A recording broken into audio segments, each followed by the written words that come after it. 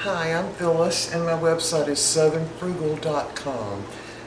Tonight we're going to make some tomato aspic and we're using a 1950s recipe. I don't know how you could improve on it either. So the first thing we need to do is dissolve or soften 2 envelopes of just the unflavored gelatin. And you want to dissolve that in cold water. Not ice cold, but just tap water cold. So I'm going to dump that in the cup of 1/2 cup of cool water or tap water. I'll just stir that around a little bit. All right.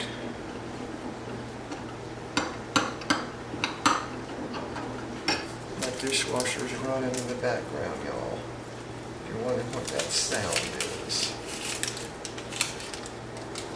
Make sure I got all that out. Alright, so the next thing we want to do is we want to use 2 cups of tomato juice. Just going to shake that up really good. And I'm going to go ahead and turn my stove burner on. Right there. Alright, so 2 cups of tomato juice.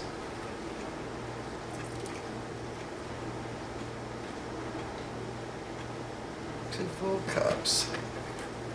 Alright, so we're going to go ahead and dump that in our pot.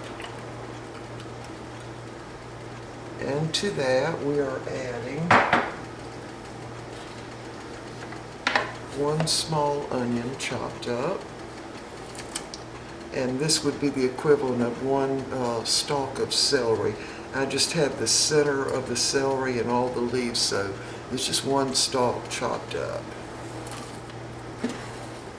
So that includes leaves.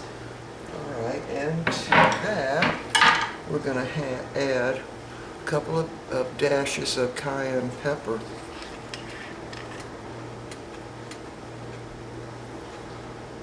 Do it right there. And we're going to add 2 bay leaves.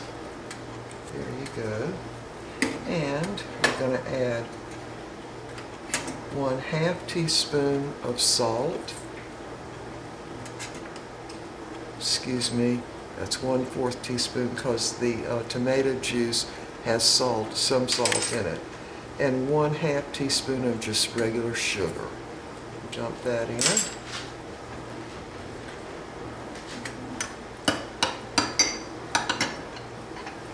See how the gelatin does? It's already softened up, and so we're going to put this in the mixture. But the first thing we're going to do is simmer this juice and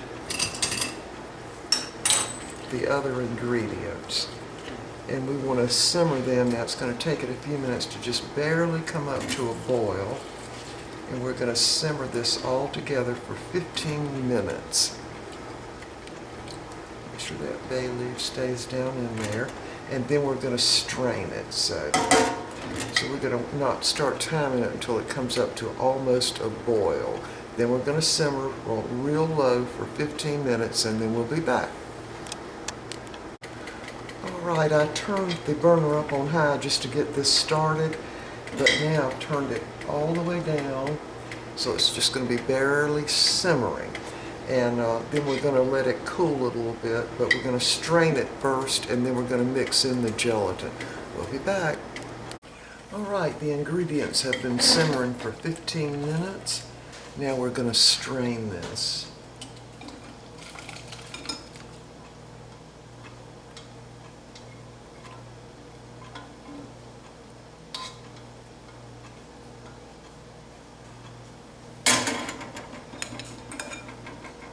Just want to get all that tomato juice out of there and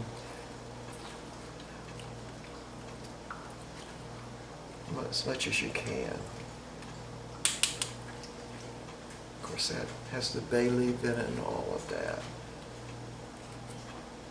All right. Now the next thing we're going to do is put the softened gelatin in there. There it is. And we want to dissolve this in this liquid that's still very, very hot. You can do that by just continuing to stir it around. By the way, it smells a lot like V8 juice. It smells really, really good. So just keep stirring that.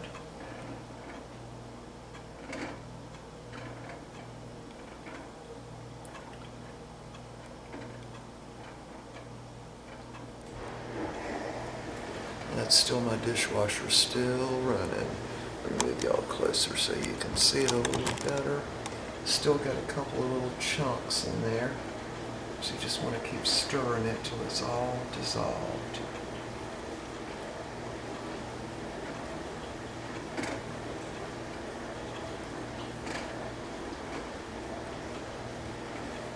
Make sure I got all that out of the cup. A bit in there.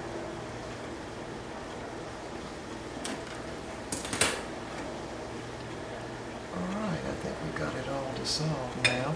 And we're going to add 1 tablespoon of lemon juice.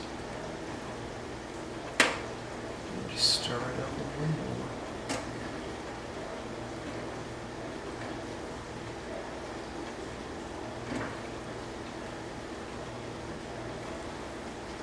Alright, so now we need to cool it a bit before we put it in the mold. And I will explain about the mold. So the other day I was in Walmart looking for a larger pan like this. It's a little bit thicker than the other bundt pan I bought, but they didn't have one that size. I actually looked in 2 different Walmarts, but they didn't carry the bigger size, the 12.5 cup. So this is probably a little over 2 cups that it'll hold. It's a small one. You can see by my hand right there how small it is.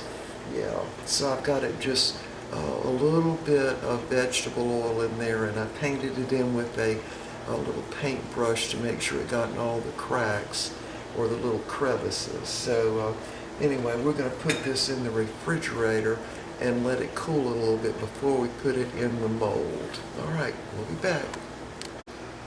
Alright, we are back, and I actually put this in the freezer, my refrigerator freezer, to let it cool down. It's just a tiny bit warm still.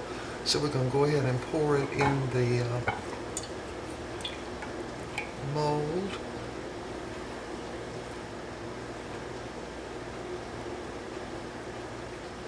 Yeah, it's very, very good.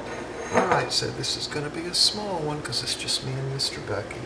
So we're going to go ahead and put some saran wrap over this. And we will see y'all tomorrow after we unmold this. Bye for now. Alright, it's the next morning, and here's the tomato aspic. I think it turned out really, really well. Now I wanted to show this measuring cup. That's a 1 cup measuring cup to do with the little pan. It's very small because it's, of course, just the 2 of us. But when you're be sure you put a little oil in your pan, just a tiny, tiny bit, and rub it all around. And you have to use a little spatula like that to kind of, it gets an airlock in there, and you have to kind of use a spatula to open it up a little bit. Anyway, there's the size of it. Now, you can double this recipe, you can triple the recipe, and get a much bigger pan to put it in, or a mold. Anyway, there's the cup measure, so that sort of shows you the size. Now this would be a great idea to put, it's a 1950s recipe, so it would be great to put some iceberg lettuce around it, or any kind of vegetable cut up, cucumbers, radishes around it, and it would make a great thing for a family gathering, or a church gathering, or a picnic, or whatever. Well, maybe not a picnic because it might melt, but anyway, there it is. Now, normally it would be served with a dollop of mayonnaise on top. That's the way they did it in the 1950s. And again, this is a bread plate. This is not a large plate. Again, there's the 1 cup measure. So it's very small. Again, you can double, triple, or even make it more than that, and use a much larger pan as your mold. All right, we'll see y'all next time.